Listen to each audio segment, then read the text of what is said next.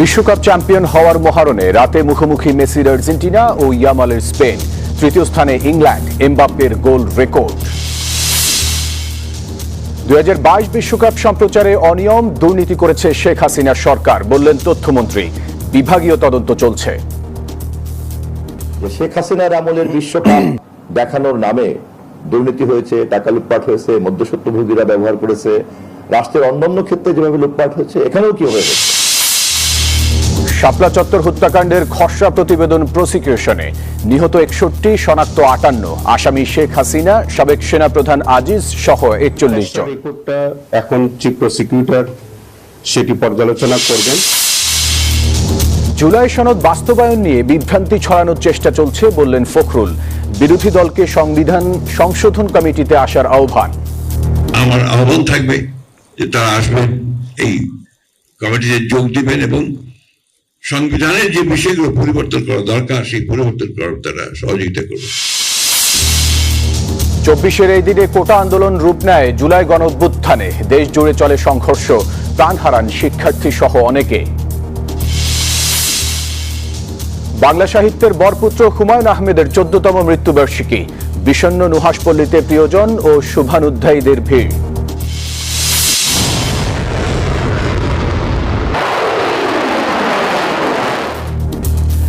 মার্কিন সেনা নিহতের জেরে ইরানে ভয়াবহ মার্কিন হামলা। যুক্তরাষ্ট্রকে কঠোর জবাব দেওয়ার হুঁশিয়ারি মুজতবা খামেনির। দর্শক, স্বাগত নিউজ 24 সংবাদে। পুরো সংবাদে আপনাদের সাথে আছি আমি ফয়সাল মাহমুদ। দেখছিলেন বিআরবি কেবলস সংবাদ শিরোনাম। শুরুতে ফুটবল বিশ্বকাপের খবর। বিশ্বজুড়ে চলছে বিশ্বকাপ উন্মাদনা। সে উন্মাদনায় পিছিয়ে নেই বাংলাদেশও। ফুটবল বিশ্বকাপের ফাইনাল ম্যাচ জায়ান্ট স্ক্রিনে সরাসরি প্রদর্শনীর আয়োজন করেছে বসুন্ধরা গ্রুপ। আর্জেন্টিনা স্পেনের মধ্যকার ফাইনাল ম্যাচটি দেখতে বসুন্ধরা আবাসিক এলাকার এম এবং এন ব্লকের মাঝামাঝি 200 ফিট সার্কেলে 560 ইঞ্চি জায়ান্ট স্ক্রিনের ব্যবস্থা করা হয়েছে। বিশ্বকাপের উত্তেজনাকে আরও বেশি উপভোগ্য ও স্মরণীয় করতে এই উদ্যোগ নিয়েছে দেশের শীর্ষস্থানীয় ব্যবসায়িক গ্রুপ বসুন্ধরা। আয়োজনটি বসুন্ধরা আবাসিক এলাকার বাসিন্দাদের জন্য উন্মুক্ত থাকবে। Argentina versus Spain. The FIFA World Cup final is here. Watch it live on our 560 inches display. 103 ম্যাচের লড়াই শেষে বিশ্বকাপ এখন শেষ প্রান্তে। মেগা ফাইনালে মুখোমুখি শিরোপাধারী আর্জেন্টিনা ও ইউরোপিয়ান চ্যাম্পিয়ন স্পেন। দুই দলের পথচলা ভিন্ন হলেও লক্ষ্য একটাই, শিরোপা জয়। নানা বাধা নাটকীয়ভাবে ঘুরে দাঁড়ানো আর দাপুটে জয়ে ফাইনালে পৌঁছেছে তারা। এখন বাকি শুধু 90 মিনিটের লড়াই, যেখানে নির্ধারিত হবে বিশ্বকাপের সিংহাসনে রাজত্ব করবে মেসির আর্জেন্টিনা নাকি ইয়ামালের স্পেন। আর মাত্র একটি ম্যাচ, তারপরই লেখা হবে বিশ্বকাপের নতুন ইতিহাস। একদিকে বর্তমান চ্যাম্পিয়ন আর্জেন্টিনা, অন্যদিকে ইউরোপ সেরা স্পেন। যুক্তরাষ্ট্রের নিউ জার্সিতে মুখোমুখি হচ্ছে ফুটবল বিশ্বের দুই পরাশক্তি। ফাইনালে ওঠার পথটা মোটেও সহজ ছিল না আর্জেন্টিনার। গ্রুপ পর্বে আলজেরিয়া, অস্ট্রিয়া ও জর্ডানকে হারিয়ে শতভাগ জয়ের শেষ 32 নিশ্চিত করে লিওনেল স্কালোনির দল। এরপর নকআউটে একের পর এক কঠিন পরীক্ষায় পড়ে আলবিসেলেস্তেরা। অতিরিক্ত সময়ে কেপ ভার্দেকে 3-2, পিছিয়ে থেকেও বিতর্কিত ভিএআর ম্যাচে মিশরকেও 3-2, 10 জনের সুইজারল্যান্ডকে অতিরিক্ত সময়ে 3-1 এবং সেমিফাইনালে ইংল্যান্ডকে নাটকীয়ভাবে 2-1 গোলে হারিয়ে টানা দ্বিতীয় বিশ্বকাপ ফাইনাল নিশ্চিত করে আর্জেন্টিনা। 7 ম্যাচে 19 গোল করে মাত্র 7টি হজম করেছে বর্তমান চ্যাম্পিয়নরা। অন্যদিকে স্পেনের যাত্রাও ছিল দাপুটে। কেপ ভার্দের বিপক্ষে গোলশূন্য ড্র দিয়ে শুরু হলেও এরপর টানা 6 জয়। সৌদি আরব ও উরুগুয়েকে হারিয়ে গ্রুপ চ্যাম্পিয়ন হওয়ার পর নকআউটে অস্ট্রিয়াকে 3-0, রোনালদোর পর্তুগালকে 1-0, বেলজিয়ামকে 2-1 এবং সেমিফাইনালে এমবাপ্পের ফ্রান্সকে 2-0 গোলে বিদায় করে 2010 সালের পর প্রথমবার বিশ্বকাপ ফাইনালে ওঠে লা রোহা। পুরো আসরে মাত্র একটি গোল হজম করেছে স্প্যানিশরা। খালিদুল ইসলাম তানভীর, নিউজ 24। বিশ্বকাপের তৃতীয় স্থান নির্ধারণী ম্যাচে মায়ামিতে ফুটবল প্রেমীরা দেখল গোল উৎসব। সাকার হ্যাট্রিকে ফ্রান্সকে 6-4 গোলে হারিয়ে 60 বছরের মধ্যে বিশ্বকাপে ইংল্যান্ড পেল সেরা সাফল্য। ম্যাচে জোড়া গোল করে আসরে সর্বোচ্চ 10 গোল আর বিশ্বকাপে মেসির 21 গোলকে পেছনে ফেলে নতুন রেকর্ড গড়লেন ফরাসি ফরওয়ার্ড কিলিয়ান এমবাপ্পে। মায়ামিতে ম্যাচটা ছিল একরকম নিয়ম রক্ষার, দুদলের কাছে ম্যাচটা নিয়ে ছিল না তেমন আগ্রহ, অথচ সেই ম্যাচটাই হয়ে উঠল আনন্দদায়ক। রীতিমতো গোল উৎসবে মেতে ওঠে সাকা, রাইস, এমবাপ্পেরা। আসলে প্রথমবারের মতো ফুটবল ফ্যানরা দেখলো 10 গোলের থ্রিলার, যেখানে শেষ হাসিটা হাসে ইংলিশরা। এদিন দুই দলই শুরুর একাদশে 7টি করে পরিবর্তন এনে মাঠে নামে। বল দখল, গতি, ড্রিবলিং আর নিখুঁত ফিনিশিং এ প্রথমার্ধে ছন্দময় ফুটবল ইংল্যান্ডের। ফ্রান্সকে নিয়ে রীতিমতো ছেলে খেলায় মেতে ওঠেন ঠুকেলের শিষ্যরা। 3 মিনিটে অধিনায়ক ডেক্লান রাইসের দারুণ গোলে লিড নেয় ইংলিশরা। 7 মিনিটের মধ্যেই লিড বাড়ায় থমাস ঠুকেলের দল। এবার চোখ ধাঁধানো হেডে জালের ঠিকানা খুঁজে নেন ডিফেন্ডার কোনসা। 37 মিনিটে কাউন্টার অ্যাটাক থেকে রাশফোর্ডের অ্যাসিস্টে সাকা গোল করলে স্কোর লাইন দাঁড়ায় 3-0। প্রথমার্ধের ইনজুরি টাইমে সাকার দ্বিতীয় গোল। 4-0 গোলে এগিয়ে থেকে বিরতিতে যায় থ্রি লায়ন্সরা। বিরতির পর যেন স্বরূপে ফেরে ফ্রান্স। 47 মিনিটে আসরে নবম গোলে দেখা পেয়ে যান কিলিয়ান এমবাপ্পে। গোল্ডেন বুট জয়ের দৌড়ে লিওনেল মেসিকে টপকে শীর্ষে ওঠেন এই ফরাসি তারকা। 54 মিনিটে এমবাপ্পের পাশে গোল ব্যবধান 4-2 করেন বার্কোলা। এরপর আবারও এমবাপ্পে ম্যাজিক। আসরে 10ম গোল আর বিশ্বকাপে মেসির 21 গোল টপকে সর্বোচ্চ 22 গোলের নতুন রেকর্ড ফরাসি কিংবদন্তির। 87 মিনিটে পেনাল্টি থেকে হ্যাট্রিক করেন সাকা। ইনজুরি টাইমে দেমবেলে গোলে স্কোর লাইন দাঁড়ায় 5-4। এরপর ফরাসিদের কফিনে শেষ পেরেকটি ঠুকে দিয়ে জয়ের উল্লাসে মেতে ওঠেন জুড বেলিংহাম। হারের মধ্য দিয়ে ফরাসিদের হয়ে 14 বছরের কোচিং ক্যারিয়ারের ইতি টানেন 57 বছর বয়সী দিদিয়ে দেশম। আর সাইড বেঞ্চে বসেই নিজের শেষ বিশ্বকাপ ম্যাচটি জয় দিয়ে উদযাপন করেন ইংল্যান্ডের সর্বকালের সর্বোচ্চ গোলদাতা Harry Kane. Ishtiaq Dipu, news 24। বিশ্বকাপের আরো খবর। বিশ্বকাপ মঞ্চে যেখানে বছরের পর বছর রাজত্ব করেছেন কিংবদন্তিরা, সেখানে এবার লিওনেল মেসিকেও পেছনে ফেলে শীর্ষে উঠে এসেছেন কিলিয়ান এমবাপ্পে। ইংল্যান্ডের বিপক্ষে জোড়া গোলে বিশ্বকাপে সর্বকালের সর্বোচ্চ গোলদাতার আসন দখল করেছেন ফরাসি এই সুপারস্টার। করেছেন মোট 22 গোল। তবে ব্যক্তিগত এই ঐতিহাসিক অর্জনের দিনেও ফ্রান্সকে হারতে হয়েছে তৃতীয় স্থান নির্ধারণী ম্যাচেও। বিশ্বকাপ ইতিহাসে নতুন অধ্যায় লিখলেন কিলিয়ান এমবাপ্পে। ইংল্যান্ডের বিপক্ষে তৃতীয় স্থান নির্ধারণী ম্যাচে জোড়া গোল করে লিওনেল মেসিকে ছাড়িয়ে এখন বিশ্বকাপের সর্বকালের সর্বোচ্চ গোলদাতা এই ফরাসি তারকা। তার গোল 22টি। এবারের বিশ্বকাপেও করেছেন সর্বোচ্চ 10 গোল। এবারের আসরে এমবাপ্পের 10 গোল এসেছে 6 ম্যাচে, 6টি ভিন্ন প্রতিপক্ষের বিরুদ্ধে। গ্রুপ পর্বে সেনেগাল ও ইরাকের সাথে করেছেন 2টি করে 4 গোল। এরপর রাউন্ড অফ 32তেও সুইডেনের জালে জড়িয়েছেন জোড়া গোল। শেষ 16তে প্যারাগুয়ে, কোয়ার্টার ফাইনালে মরক্কোর সাথে 1টি করে গোল করেন। তৃতীয় স্থান নির্ধারণী ম্যাচে ইংল্যান্ডের বিপক্ষে আরও 2 গোল। পুরো আসর জুড়ে ধারাবাহিক এই গোল উৎসবই এমবাপ্পেকে এখন পর্যন্ত এনে দিয়েছে গোল্ডেন বুটের শীর্ষস্থান।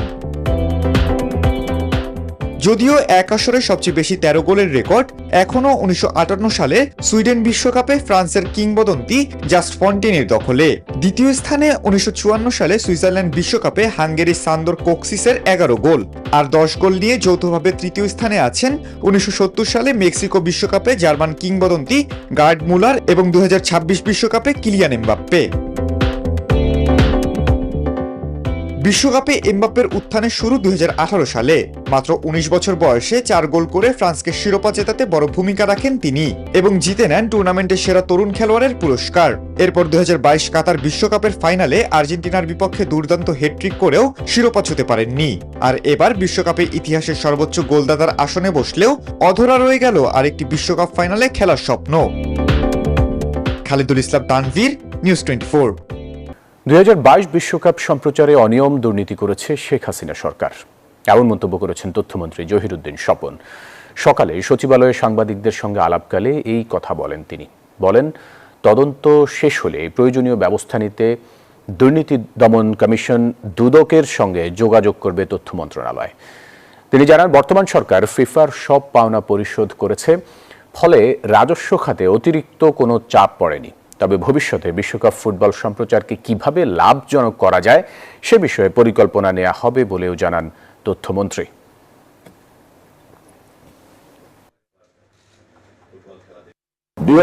এর বিশ্বকাপের সঙ্গে 2026-এর বিশ্বকাপের আমাদের যে খরচ সেটা একটা তুলনা করতে হবে আপনাদেরকে, এবং এই তুলনাটা সামনে আনলেই বোঝা যাবে যে শেখ হাসিনার আমলের বিশ্বকাপ দেখানোর নামে দুর্নীতি হয়েছে, টাকা লুটপাট হয়েছে, মধ্যস্বত্বভোগীরা ব্যবহার করেছে, রাষ্ট্রের অন্যান্য ক্ষেত্রে যেভাবে লুটপাট হয়েছে এখানেও কিভাবে হয়েছে।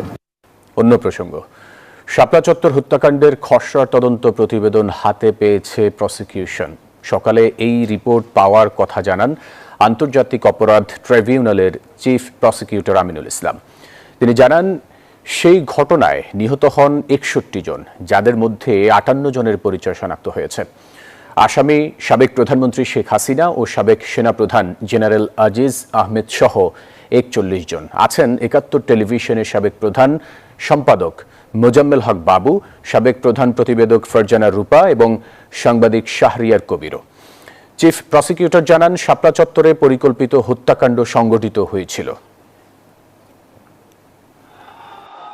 2013 সালের 5ই মে শাপলা চত্বরে যে নারকীয় হত্যাকাণ্ড যেটা সংগঠিত হয়েছিল, সেই বর্বরোচিত হত্যাকাণ্ডের বিষয়ে আপনারা জানেন যে আমরা দীর্ঘদিন যাবৎ আমাদের তদন্ত সংস্থা ইনভেস্টিগেশন করেছে। ইনভেস্টিগেশন শেষে চিফ প্রসিকিউটরের কার্যালয়ে একটা খসড়া রিপোর্ট তারা সাবমিট করেছে। সেই খসড়া রিপোর্টটা এখন চিফ প্রসিকিউটর সেটি পর্যালোচনা করবেন। জুলাই সনদ বাস্তবায়ন নিয়ে বিভ্রান্তি ছড়ানোর চেষ্টা চলছে বলে জানিয়েছেন এলজিআরডি মন্ত্রী ও বিএনপি মহাসচিব মির্জা ফখরুল ইসলাম আলমগীর। বিরোধী দলকে সংবিধান সংশোধন কমিটিতে আসার আহ্বান জানান তিনি। মির্জা ফখরুল বলেন, স্বাক্ষরিত জুলাই সনদ বাস্তবায়নে অঙ্গীকারবদ্ধ বিএনপি। দুপুরে রাজধানীর ইঞ্জিনিয়ার্স ইনস্টিটিউশনে ন্যাশনাল এডিটর্স কাউন্সিল আয়োজিত জুলাই শহীদ সাংবাদিক সম্মাননা অনুষ্ঠানে এই আহ্বান জানান তিনি। বলেন, আন্দোলন অনেক হয়েছে, এবার সংসদে আলোচনার মাধ্যমে পরবর্তী প্রজন্মের জন্য এমন একটা ব্যবস্থা চালু করা প্রয়োজন যাতে আর সহিংসতার পথে যেতে না হয়।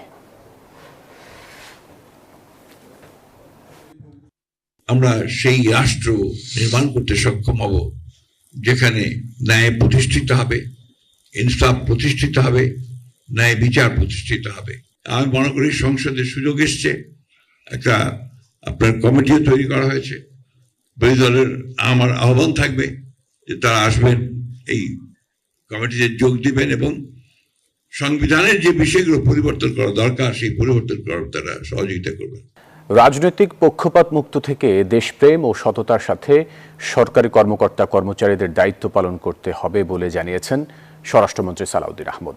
সকালে রাজধানীর শাহবাগে বিসিএস প্রশাসন একাডেমি মিলনায়তনে জাতীয় পাবলিক সার্ভিস দিবস উপলক্ষে আয়োজিত 4 দিনব্যাপী কর্মশালার উদ্বোধনী অনুষ্ঠানে এই কথা বলেন তিনি। স্বরাষ্ট্রমন্ত্রী বলেন, বর্তমান সরকারের প্রতি জনগণের সুউচ্চ প্রত্যাশা রয়েছে এবং তা পূরণে প্রশাসনের প্রতিটি স্তরে স্বচ্ছতা ও জবাবদিহিতা নিশ্চিত করতে হবে।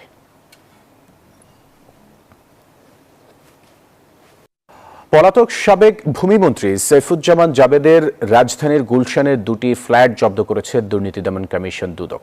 গত বছর ডিসেম্বরে অন্যান্য সম্পদের সাথে এই ফ্ল্যাট 2টি বাজেয়াপ্তের নির্দেশ দেন আদালত।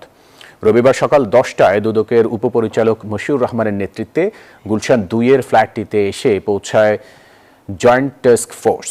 পরে নির্বাহী ম্যাজিস্ট্রেটের উপস্থিতিতে ফ্ল্যাট 2টি খোলা হয়। দুদক সূত্র জানায়, ফ্ল্যাট 2টির আনুমানিক বাজার মূল্য 18 কোটি টাকা, যা সাবেক ভূমিমন্ত্রী সাইফুজ্জামানের অবৈধ সম্পদের একটি অংশ হিসেবে বিবেচিত। তবে ফ্ল্যাটটি থেকে মূল্যবান আসবাবপত্র বা সম্পদ আগেই সরিয়ে নিয়েছে বলে জানান দুদকের উপপরিচালক মশিউর রহমান।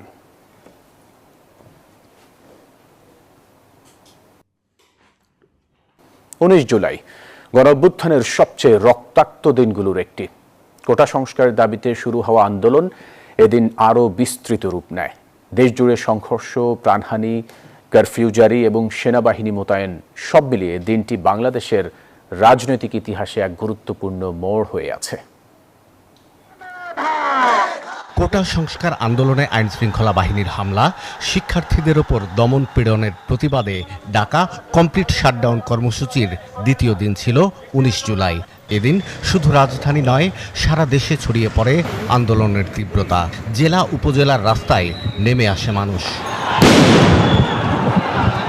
ঢাকার যাত্রাবাড়ি, রামপুরা, বাড্ডা, উত্তরা, মিরপুর, মোহাম্মদপুর সহ বিভিন্ন এলাকায় দফায় দফায় সংঘর্ষ ছড়িয়ে পড়ে। ঢাকার বাইরে নারায়ণগঞ্জ, নরসিংদী, গাজীপুর, চট্টগ্রাম, কুমিল্লা, রংপুর সহ বিভিন্ন জেলায় সংঘর্ষ, অগ্নিসংযোগ এবং সড়ক অবরোধের ঘটনা ঘটে। থানা, সরকারি স্থাপনা, যানবাহন ও দলীয় কার্যালয়ে হামলা ভাঙচুরের খবর আসে। পরিস্থিতি নিয়ন্ত্রণে আইনশৃঙ্খলা বাহিনী টিয়ার শেল, সাউন্ড গ্রেনেড এবং গুলি ছোড়ে। ১৯ জুলাই ছিল আন্দোলনের সবচেয়ে প্রাণঘাতী দিনগুলোর একটি। বিভিন্ন সময় প্রকাশিত গণমাধ্যম, গবেষণা ও মানবাধিকার সংস্থার তথ্য অনুযায়ী এদিন নিহতের সংখ্যা ৫৬ থেকে ১৭৭ জনের মধ্যে বলে উল্লেখ করা হয়েছে। দিনভর সহিংসতার পর মধ্যরাত থেকে সারা দেশে কারফিউ জারির ঘোষণা দেয় তৎকালীন সরকার। একই সঙ্গে মাঠে নামানো হয় সেনাবাহিনী। এর আগে মোবাইল, ইন্টারনেট বন্ধ থাকলেও যোগাযোগ ব্যবস্থা আরও কঠোরভাবে সীমিত করা হয়। আন্দোলনকারীরা এদিন নতুন করে ৯ দফা দাবির ঘোষণা করে, যা আন্দোলনের রাজনৈতিক পরিসরকে আরও বিস্তৃত করে। ১৯ জুলাই ছিল সেই দিন যেদিন কোটা সংস্কারের দাবিতে শুরু হওয়া ছাত্র আন্দোলন পূর্ণাঙ্গ গণ অভ্যুত্থানের দিকে মোড় নেয়। পরবর্তী ঘটনা প্রবাহের ভিত্তি তৈরি হয় রক্তাক্ত এই শুক্রবারেই। শাহ আলী জয়, নিউজ 24, ঢাকা। গাজীপুরের পিরুজলে নিভৃত নুহাশপল্লী, সেখানে বাতাসের শব্দেও যেন মিশে গেছে এক বিষণ্ণ সুর। বাংলা সাহিত্যের বরপুত্র, গল্পের জাদুকর হুমায়ূন আহমেদের ১৪তম মৃত্যুবার্ষিকীতে স্মৃতিবিজড়িত সেই পল্লীতে ভিড় জমান তার ভক্ত ও শুভানুধ্যায়ীরা।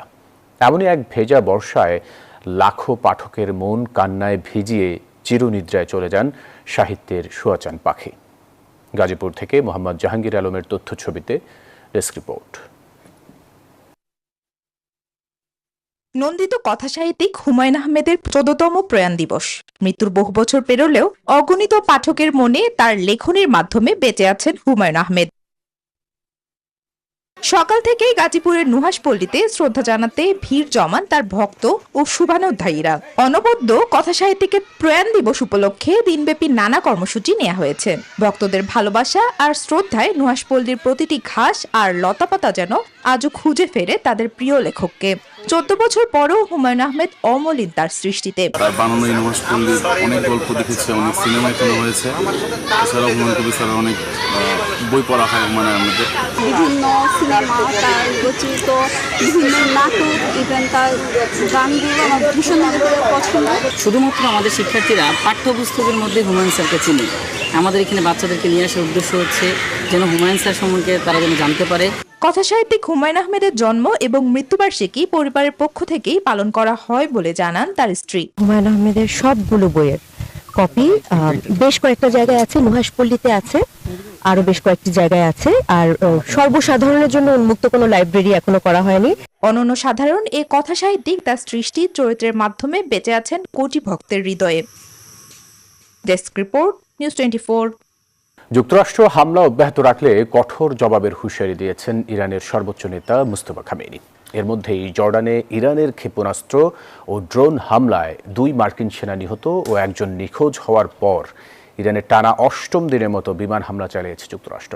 এছাড়া তেহরানকে মার্কিন সেনা হত্যার মাশুল গুনতে হবে বলে হুমকি দিয়েছে ওয়াশিংটন। মুহুর্মুহু ইরানি ব্যালিস্টিক ক্ষেপণাস্ত্রে অকেজো হয়ে পড়েছে মধ্যপ্রাচ্যের মার্কিন সুরক্ষা বলয়। এরই মধ্যে জর্ডানের আল আজরাক ঘাঁটিতে তেহরানের হামলায় একাধিক বিমান বিধ্বস্ত সহ মার্কিন সেনা হতাহতের খবর এসেছে। চলমান সংঘাতে নিহত মার্কিন সেনার সংখ্যা বেড়ে দাঁড়িয়েছে ১৬ জনে। এতে শোক জানিয়ে তেহরানে প্রতিশোধমূলক হামলা জোরদারের নির্দেশ দিয়েছেন মার্কিন প্রেসিডেন্ট ডোনাল্ড ট্রাম্প। মার্কিন সেনা হতাহতের ঘটনা অত্যন্ত দুঃখজনক। এর মূল্য তাদের চুকাতে হবে। ইরানকে কখনোই পারমাণবিক অস্ত্র অর্জন করতে দেওয়া হবে না। ট্রাম্পের নির্দেশ বাস্তবায়নে টানা ৮ম রাতের মতো ইরানের কেশম দ্বীপ, সিরিক ও বন্দর আব্বাসের নানা সামরিক স্থাপনায় হামলা চালিয়েছে যুক্তরাষ্ট্র। হামলায় গুরুত্বপূর্ণ সেতু, বিদ্যুৎ অবকাঠামো ও পানির পাইপলাইন ক্ষতিগ্রস্ত হয়েছে। এতে চরম ভোগান্তিতে পড়েছেন ইরানিরা। এদিকে ইরানের সর্বোচ্চ নেতা মোস্তফা খামেনি সতর্ক করে বলেছেন, আগ্রাসন অব্যাহত থাকলে তেহরান ও তার আঞ্চলিক মিত্ররা যুক্তরাষ্ট্রকে অবিস্মরণীয় জবাব দিতে প্রস্তুত। এছাড়া দাম্ভিকতার বুলি আড়ানো মার্কিন প্রেসিডেন্টের পদক্ষেপকেও মূল্যহীন বলে আখ্যা দিয়েছেন তিনি। নীরব দাস, নিউজ 24। ভারত বাংলাদেশ সীমান্ত পরিদর্শন করলেন ভারতের স্বরাষ্ট্রমন্ত্রী অমিত শাহ ও পশ্চিমবঙ্গের মুখ্যমন্ত্রী শুভেন্দু অধিকারী। ভারতীয় একাধিক গণমাধ্যমের বরাতে জানা যায়, স্থানীয় সময় শনিবার শিলিগুড়ির জুমাগাছে বিএসএফ এর 18তম ব্যাটালিয়নের সীমা চৌকিতে পৌঁছান অমিত শাহ। এরপর বিএসএফ সদস্যদের সঙ্গে মত বিনিময় করেন। সীমান্ত পরিদর্শন শেষে উত্তরবঙ্গের রাজ্য সরকারের সচিবালয় উত্তরকন্যায় পৌঁছে টানা কয়েকটি উচ্চ পর্যায়ের বৈঠক করেন কেন্দ্রীয় স্বরাষ্ট্রমন্ত্রী। এসব বৈঠকে আঞ্চলিক নিরাপত্তা, অবৈধ অনুপ্রবেশ, কেন্দ্র রাজ্য সমন্বয়, নতুন ফৌজদারি আইন বাস্তবায়ন এবং জন্ম মৃত্যু নিবন্ধন ব্যবস্থা নিয়ে আলোচনা হয়।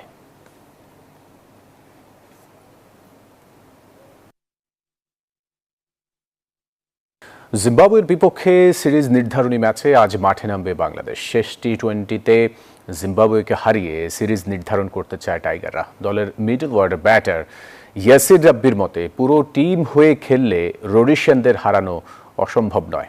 ম্যাচ শুরু বাংলাদেশ সময় বিকেল 4:30টায়। প্রথম টি-20তে 32 রানের হারে পিছিয়ে পড়ে বাংলাদেশ। তবে দ্বিতীয় ম্যাচে ব্যাটারদের দায়িত্বশীল পারফরম্যান্স ও নিয়ন্ত্রিত বোলিংয়ে সিরিজ দারুণভাবে ঘুরে দাঁড়ায় হৃদয়েরা। সেজন্য অলিখিত ফাইনালে মুখোমুখি হবে দুই দল। দ্বিতীয় ম্যাচে জিম্বাবুয়ের পেস আক্রমণ ভালোই সামলেছেন বাংলাদেশের ব্যাটাররা। তবে দলে বড় ধাক্কা হয়ে এসেছে ইনজুরির কারণে স্পিড স্টার নাহিদ রানার ছিটকে যাওয়া।